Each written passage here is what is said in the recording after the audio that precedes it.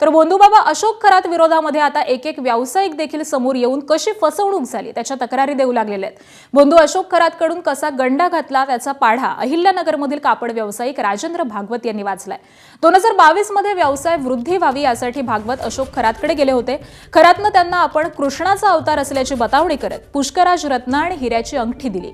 त्यासाठी खरातनं त्यांच्याकडून 20 ग्रॅमचे 2 सोन्याच्या अंगठ्या घेतल्या। कृष्णाचा अवतार असल्यामुळे दैवी शक्तीचे मंत्र घालून तुम्हाला दिलेल्या अंगठ्या गुरुवारी हातात घाला असंही त्यांना सांगितलं। मात्र खरातची बोंदुगिरी जगासमोर उघड झाल्यावरती पीडित परिवारानं सोन्याच्या अंगठ्या, पुष्कराज रत्न आणि हिरे तपासले। हे सगळे खोटे आणि बनावट असल्याचं उघड झालंय। त्यानंतर त्यांनी सरकारपाडा पोलीस ठाण्यामध्ये तक्रार नोंदवली आहे।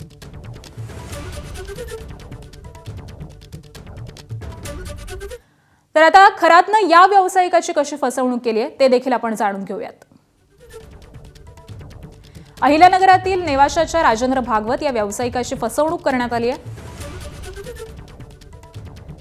व्यवसाय वृद्धीचा सल्ला घेण्यासाठी व्यावसायिकानं खरातचा सल्ला घेतला होता।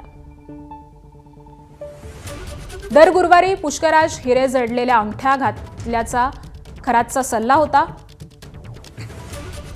तर व्यावसायिकाने 20 ग्रॅमच्या 2 सोन्याच्या अंगठ्या या खरातकडे दिल्या होत्या।